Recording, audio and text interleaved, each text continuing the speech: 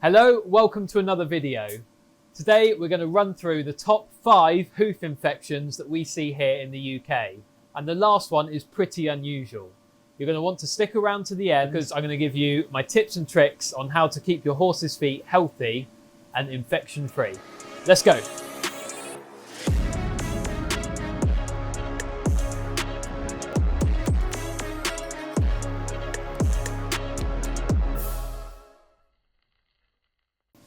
To deal with hoof infections, I always make sure I have stock of what I need because they're fairly common and I don't want to turn up unprepared.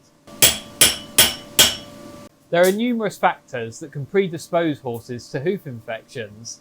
Things like the type of horse. Some breeds are hardier than others and better equipped for living in the UK, where the ground can be pretty soggy at times.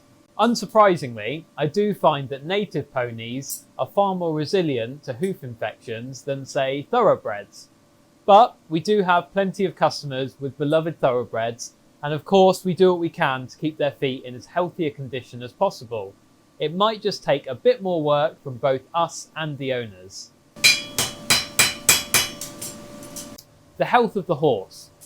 If you know that a horse has had a hoof infection before, it might show that they're susceptible to it. Therefore, preventative measures should be taken, as prevention is always better than cure. The type of work a horse does. Some surfaces are better at keeping infections away than others. For example, a soft arena surface is much cleaner than a muddy field. Also, how much the horse moves a day will affect the hoof health. The weather. The weather and ground conditions will have a massive effect on the overall health of the hoof.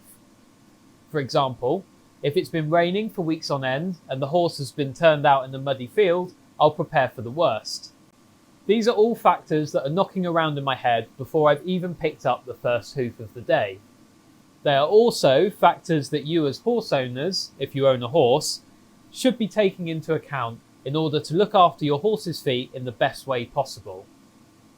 Now, let's take a closer look at some of these infections.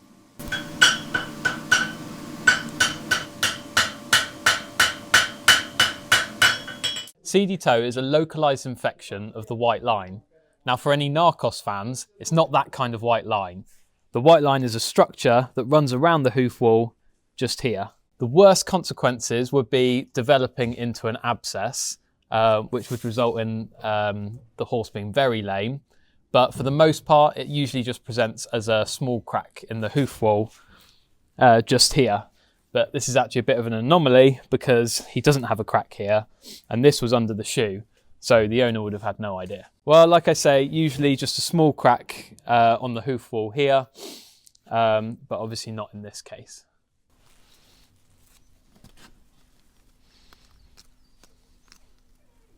Well, always call your farrier. And send pictures to your farrier because they can decide whether it's an urgent matter that needs attention sooner rather than later, or if it won't hurt to wait until the next appointment. So a farrier will usually plug the hole with an antibacterial paste and copper sulfate. I generally use a combination of the two.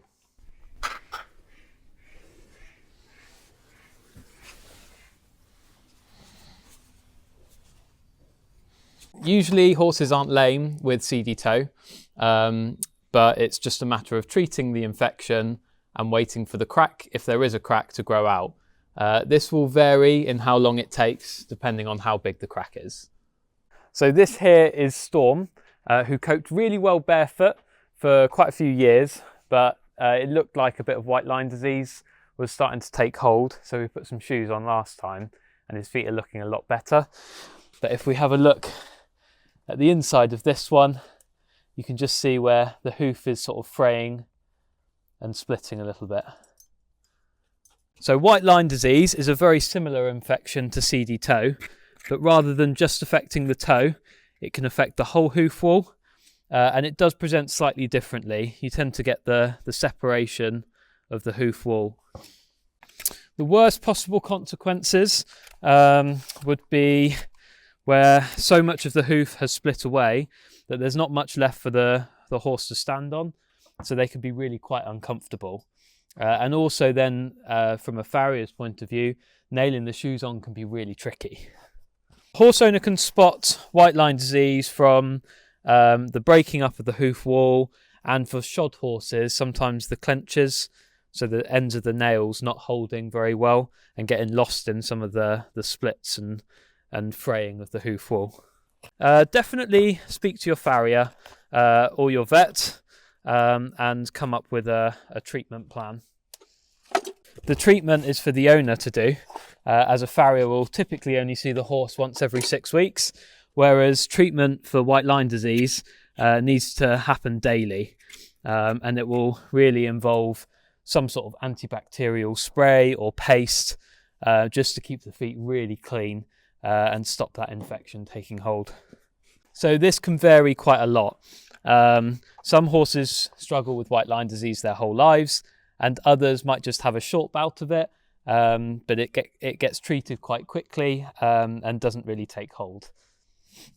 So I didn't actually come across any cases of thrush during the week of filming, but naturally I have a few dried out horses' hooves back at the workshop, and you can see this is the frog here, and thrush is the name given to the infection of this structure. The worst possible consequences, although horses are not very often lame from thrush, they can be very tender around the frog area, especially when the owners are picking out mud from their feet, and obviously us as farriers need to be very careful when we're trimming the area that we don't go too far. As with most infections, you can usually smell it, but visually you can see that the frog looks quite raggedy. Daily treatment is really important to combating thrush. Any sort of antibacterial hoof spray or hoof paste will really help clear the infection up. But also, as the environment has a big part to play in horses with thrush, considering different bedding options, perhaps a more absorbent bedding, could really help. Your farrier, when they're trimming the frog, can open up any cavities where there might be more infection so that it's easier for the owner to treat. But we do need to be very careful as farriers that we don't cut any sensitive tissue, as this might be exposed. Horses aren't always lame with thrush, in fact quite often they're not, so there's no reason why full work can't continue while the frogs are being treated for thrush. So this is Dee, the thoroughbred, who unfortunately has an abscess. So we'll take a little look. So this is the area that I've just opened up here. That's obviously the puncture there. It's very soft around here, and she's very sensitive. Good girl, Dee. An abscess is a build-up of pus caused by a puncture wound to the sole. It can be caused from flints and stones and thorns in the field, as well as man-made objects like nails. Usually abscesses can be dealt with quite quickly, but in a worst case scenario, they can infect further up the limb and even infect the bone. Usually horses are very lame with abscesses due to the build-up of pus. Contact your vet or farrier immediately so that the area can be drained of pus. Then it needs to be poulticed to soften the sole and draw out any infection. Find the puncture, open up the wound and release the pus. It can be as satisfying for the farrier as it is for the horse. It's like getting a good spot. Once the pus has drained and the area has hardened up and the horse is sound, they can be ridden, but this can take up to 2 weeks. So canker is a bacterial infection of the hoof capsule, but it presents in a really weird way. You tend to see cauliflower-like growths on either the sole or the frog, and eventually these can undermine the structure of the hoof capsule completely. This can be a really tricky one to treat and will almost certainly involve veterinary intervention. The cauliflower-like growths need to be surgically removed before topical treatments are applied to the area. Horses can be really uncomfortable with canker, and it might need them to stop work completely until the treatment has finished and the infection has cleared up. Vets will often coordinate their appointments so that they coincide with routine farrier appointments. This is so the farrier can help monitor and sometimes even treat the infection. Personally, I've never had to use a scalpel on a horse's foot, but I do know farriers that have, with the vet present, of course. The recovery time for horses with canker can vary so much and will depend on the severity of the individual case. But the veterinary surgeon involved will always give you the best estimate as to when the horse can return to full work. So they're the top 5 infections that I think you need to look out for in your horse's feet. But I did promise you that at the end of this video, I'd give you my tips and tricks on how to best look after your horse's feet and keep them infection free. Now, of course, I need to do a bit of a disclaimer here. We can't always stop horses getting an infection. Horses get infections, just like us. But they're usually perfectly treatable, just like ours. So, here are the best precautions I can give you to keep your horse's feet healthy. Number 1, cleaning the horse's hooves. Usually, just water is fine, but the occasional spritz of an antibacterial spray is a really good idea. Number 2, think about bedding. There are lots of options out there. Personally, I'm not a massive fan of straw because I don't think it absorbs moisture terribly well. Number 3, inspect the horse's feet regularly. And remember, infections usually smell, so that's often a good indication that something might be wrong. Number 4, keep the yard clean and tidy, because who doesn't love a clean and tidy yard? Number 5, vary the horse's work and utilise the different surfaces available to you. And finally, number 6, regular farrier visits. This is so important at maintaining horses' hoof health. So that's about it for this week. It's been a bit gory, but I know some of you quite enjoy that. Hopefully it's been quite helpful too.